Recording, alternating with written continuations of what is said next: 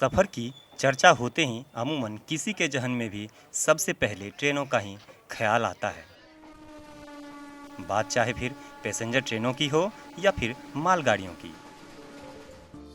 अब तक आपने यात्रियों की सुविधा के लिए रेलवे को कई सुविधाओं का विस्तार करते देखा और सुना होगा, लेकिन अब मालगाड़ियों के निर्बाध परिचालन को लेकर रेलवे ने बड़ी कार्य योजना पर काम शुरू कर दिया है। इसके लिए रेलवे डेडिकेटेड फ्रेट कॉरिडोर बना रहा है, मतलब मालगाड़ियां अब अपनी ही सेपरेट रेल ट्रैक पर गुजरेंगी। इससे बिना ट्रैफिक दबाव के मालगाड़ियों का परिवहन हो सकेगा। बेसिकली डेडिकेटेड फ्रेट कॉरिडोर माल ढुलाई का एक सेपरेट और एक्सक्लूसिव एक ट्रैक है जिस पर कि केवल मालगाड़ियां ही चलेगी, और यह पूरे देश को डेडिकेटेड फ्रेट कॉरिडोर अलग एक गलियारा बना करके पूरे देश को कि माल कच्चा माल जहाँ मिल रहा है, जहाँ कारखानों में जाना है, जहाँ पर हमें बंदरगाह है, वहाँ से हमें अगर विदेश से कोई कच्चा माल आ रहा है या हमें अपना मटेरियल बाहर भेजना है, तो इसके चलते पूरे बंदरगाह को, पूरे देश को जाल बिछाया जा रहा है डेडिकेटेड फ्रेट कॉरिडोर के जरिए, ताकि यह जो हमारा वर्तमान में जो हमारा ट्रैक है इससे अलग होकर के माल ढुलाई का आसान, सुलभ और तीव्र तब इसकी आपूर्ति की जा सके। इसमें दोनों चीज़ें हैं, जहाँ पर एक रॉ मटेरियल बंदरगाहों से या कारखानों में पहुँच सकेंगे या माइन से कारखानों में जा सकेंगे, वहीं कारखानों के तैयार माल उतनी ही तेज़ी से बंदरगाह तक या विभिन्न उपभोक्ताओं तक पहुँचाए जा सकेंगे। 2021-22 के बजट में वित्त मंत्री निर्मला सीतारमण ने भुसावल से दानकुनी तक डेडिकेटेड फ्रेट कॉरिडोर की घोषणा की थी। यह कॉरिडोर नागपुर, बिलासपुर और खड़गपुर होते हुए दानकुनी तक जाएगी।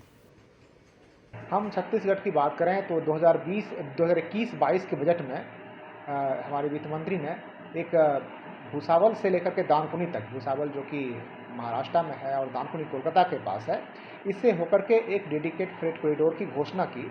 और यह freight corridor basically Nagpur, Bilaspur, Kharagpur होते हुए दानकुनी तक जाएगी। निश्चित तौर पर इस गलियारा के बनने से, जहाँ पर कि छत्तीसगढ़ हो, उड़ीसा हो या अपना झारखंड का इलाका हो, यह खनिजों से संपन्न इलाका है और बहुत सारे यहाँ पर माइनिंग हो रहे हैं, तो निश्चित तौर पर इन माइनिंग्स में और भी फायदा होगा, कारखानों तक, उद्योग धंधों तक और भी जल्दी तीव्रतम गति से सेपरेट होकर के लदान की जा सकेगी और यहाँ पर ट्रांसपोर्टिंग की जा सकेगी। इस कॉरिडोर के पूर्ण हो जाने के बाद दूसरे प्रदेशों से कच्चा माल छत्तीसगढ़ आ सकेगा और छत्तीसगढ़ से तैयार माल दूसरे प्रदेशों समेत अन्य देश भी भेजे जा सकेंगे। इससे हमारी आर्थिक गतिविधि को रफ्तार मिलेगी। यह कॉरिडोर नागपुर से होकर आएगा और बिलासपुर होते हुए गुजरेगा। अभी इस कॉरिडोर के लिए प्रक्रिया चल रही है। हाँ बिल्कुल, ये फ्रेट कॉरिडोर इसीलिए है कि हम अपने माल, कच्चा माल भी ला सकें कारखानों में और कारखानों का बना माल भी हम बाहर भेज सकें।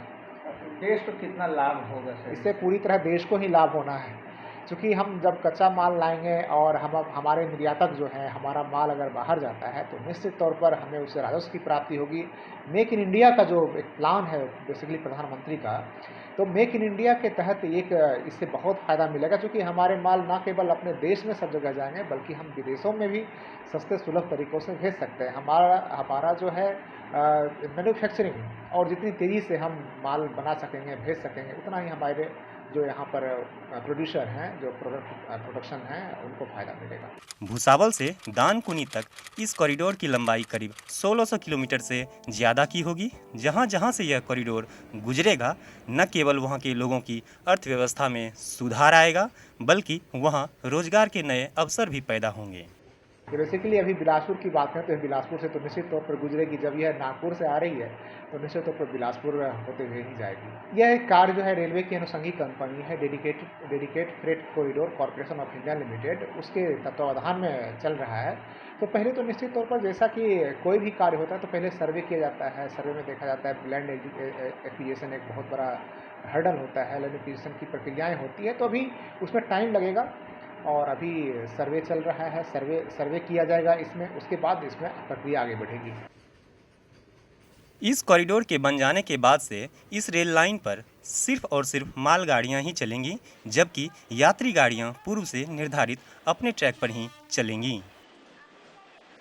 बेसिकली डेडिकेट फ्रेट कॉरिडोर का ही कॉन्सेप्ट है कि ये जो वर्तमान एग्जिस्टिंग लाइन है इससे बिल्कुल अलग लाइन ये होगी, उसका स्टेशन बिल्कुल अलग होता है और उस पर केवल मालगाड़ियाँ ही चलेगी, उससे यात्री गाड़ी उस पर नहीं चलेगी। यात्री गाड़ियों के लिए वर्तमान में अभी जो वर्तमान एग्जिस्टिंग लाइन है उसी पर चलेगी। डेडिकेट फ्रेट कॉरिडोर का मतलब ही हुआ कि समर्पित माल गलियारा, तो यह केवल माल के लिए, लदान के लिए ही समर्पित रहेगा, उस पर यात्री ट्रेन अभी नहीं चलेगी। अनुमान लगाए सर कितने समय तक तैयार हो जाएगा ये? तो अभी ये शुरुआत हुआ है और अभी एक बार सर्वे हो जाए, फिर लैंड एक्विजिशन होना है इसमें, तो इसमें जो प्रक्रियाओं में टाइम लगता है, समय लगता है, तो अभी थोड़ा सा इसमें इंतजार करना पड़ेगा।